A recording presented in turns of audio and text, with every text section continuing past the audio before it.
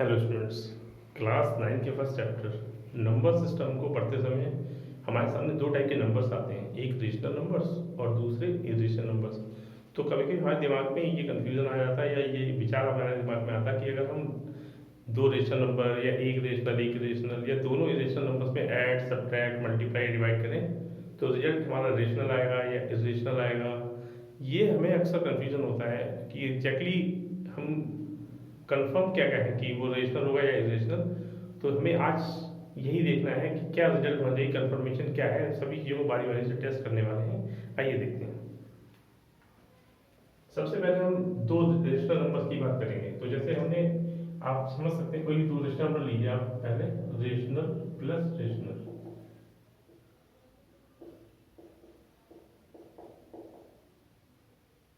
उसमें प्लस करिए, माइनस करिए, मल्टीप्लाई करिए या डिवाइड करिए। ये आपका सब पहले की होगा। फ्रैक्शन, रेशनल नंबर को हम फ्रैक्शन की फॉर्म में भी अगर कहें तो दो फ्रैक्शंस में अगर आप ऐड करते हैं तो फ्रैक्शन मिलता है, सब्ट्रैक्ट करते हैं तो भी आपको फ्रैक्शन मिलता है, आप कर चुके हैं पहले, मल्टीप्लाई करते हैं तो भी फ्रैक्शन मिलता है, डिवाइड करते हैं तो भी हमें फ्रैक्शन ही मिलता है। इसका मतलब हमारे पास रेशनल टू रेशनल क्या आ गया, रेशनल ही आएगा। बस ये जो रेशनल नंबर बाद वाला है, डिवाइड के केस में बाद वाला नंबर जीरो नहीं होना चाहिए बस।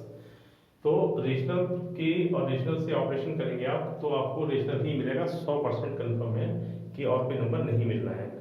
अब हम सोचे कि अगर एक रेशनल और एक इरेशनल हो तो क्या होगा, यानी कि एक रेशनल हो और दूसरा प्लस माइनस मल्टीप्लाई या डिवाइड हो और दूसरा इरेशनल हो।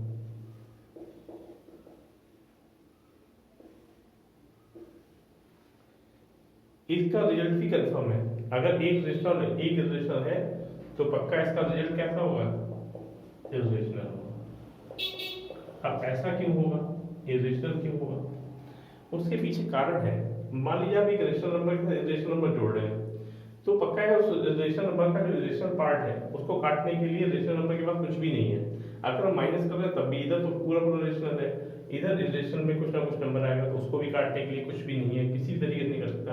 अब अगर मल्टीप्लाई कर रहे हैं तो एक रेशनल नंबर की जब एक रेशनल नंबर से मल्टीप्लाई करें तो रेशनल जो उसका पार्ट है वो उसके संग में रेशनल वाला मल्टीप्लाई में तो आ जाएगा लेकिन वो पार्ट कटेगा नहीं कैसे भी। और अगर डिवाइड भी करेंगे तो डिवाइड करेंगे तो वो डिनोमिनेटर में आएगा या न्यूमरेटर में आएगा। अगर डिनोमिनेटर में आएगा तो रेशनलाइज किया मान लिया तो भी हमारा वो ऊपर बन जाएगा। इस तरह से कहीं ना कहीं आप देखेंगे कि इन चारों का एक ही आउटपुट होगा। अब वो कैसा होगा, इरेशनल होगा। अब हम चलते हैं कि अगर दोनों इरेशनल हो जाए तो क्या होगा, ये सोचने वाली चीज़ है थोड़ी सी। इरेशनल प्लस माइनस मल्टीप्लाई और डिवाइड, इधर भी आ गया इरेशनल। ये सोच, इसका आंसर जो है सीधे नहीं दिया जा सकता, थोड़ा समझना पड़ेगा। अगर दो रेशनल नंबर प्लस किए जाएं तो आप देखेंगे कि आंसर रेशनल भी आ सकता है और इरेशनल भी। ये मैं आपको भी एग्जाम्पल देके बताता हूँ कि जैसे अगर एक रेशनल और एक दोनों इरेशनल लिए, मान लीजिए कि हमने एग्जाम्पल के लिए लिया 2 + √2, ये हमारा 2 + √2 क्या है, इरेशनल नंबर है। अब दूसरा नंबर हमने लिया, वो लिया है हमने 3 + √5। तो इनका आंसर क्या है, ऐड हो गया। इनका आंसर जब ऐड होगा तो ये आएगा 435 +√2 + √5। तो ये कैसा हो गया, इरेशनल हो गया। ये कैसा हो गया, इरेशनल। तो यहाँ क्या कोई पॉसिबिलिटी है कि जो ये इरेशनल पार्ट कर सके, बिल्कुल पॉसिबिलिटी है। क्योंकि आप देखिए यहाँ दो पार्ट इरेशनल अगर ये एक जैसे हो जाए तो ये कर सकते हैं, और एक प्लस का और एक माइनस का हो। जैसे मैं दूसरा एग्जाम्पल लेता हूँ, आप इसको नोट डाउन करते हैं। दूसरा एग्जाम्पल ले रहा हूँ, जैसे अगर आपने 2 + √2 लिया और +4 - √2 लिया तो ये भी इरेशनल, ये भी इरेशनल है। ऐसे केसेस में ये दोनों कट जाएंगे, आंसर क्या है 6। ये कैसा हो जाएगा, रेशनल। तो ऐड के केस में आपको एक इरेशनल भी मिल सकता है और रेशनल भी, डिपेंडिंग अपॉन द नंबर्स। ये आप नोट डाउन कर लीजिए। इसके बाद में अगला एग्जाम्पल जो लेने वाला हूँ वो है सब्ट्रैक्ट के लिए। तो सब्ट्रैक्ट में भी आप ऐसे ही सोच सकते हैं एग्जाम्पल। पहले आप इसको नोट करिए, then I write with the second example. Please note it down. Now I remove it.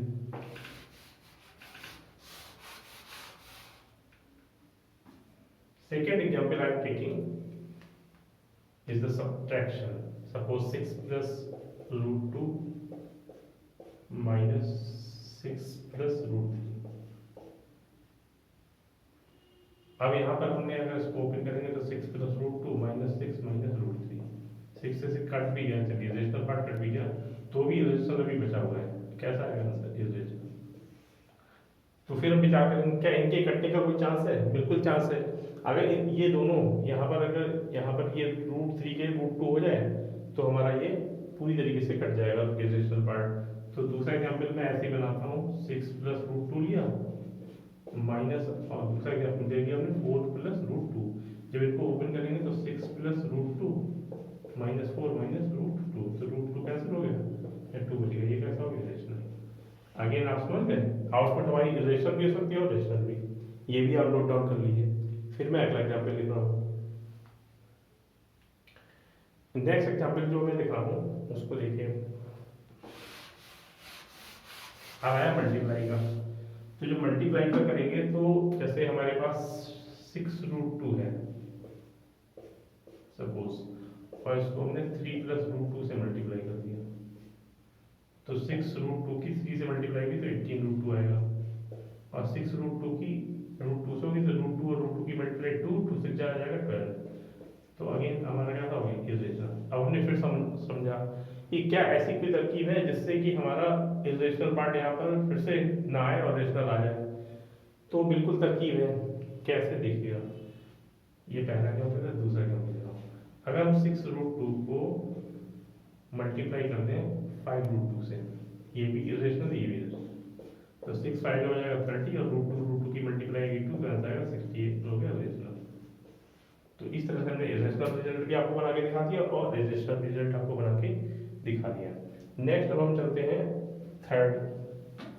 Fourth example पे, मतलब ये फोर्थ ऑपरेशन हमारी है डिवाइड की। तो इसको आप नोट डाउन करिए, मैं इसको रिमूव कर रहा हूँ।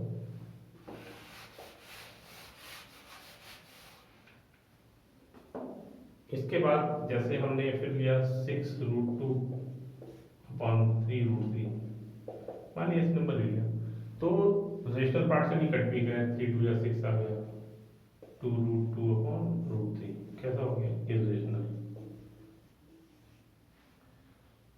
लेकिन इसमें आप सोचिए कि अगर ऐसा नंबर है जैसे 5 रूट 2 अपॉन 3 रूट 2, तो रूट 2 कैंसिल आउट हो जाएगा, 5.3 बच जाएगा। 5.3 ऐसा नंबर है, रेशनल नंबर है। इस तरह से हमने देखा कि आउटपुट रेशनल भी हो गई और इरेशनल दोनों हो गई।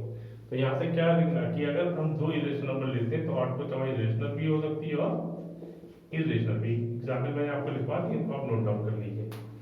उम्मीद है आपको ये ऑपरेशंस जो भी मैंने किए अभी समझ में आए होंगे, और कोई डाउट होगा हमें कमेंट सेक्शन में जरूर बताएं। और अगर वीडियो अच्छा लगा तो प्लीज़ लाइक शेयर सब्सक्राइब जरूर करें, साथ ही बेल आइकन दबाएं ताकि आगे आने वाले फ्यूचर अपडेट्स आपको मिलते रहें। Thank you.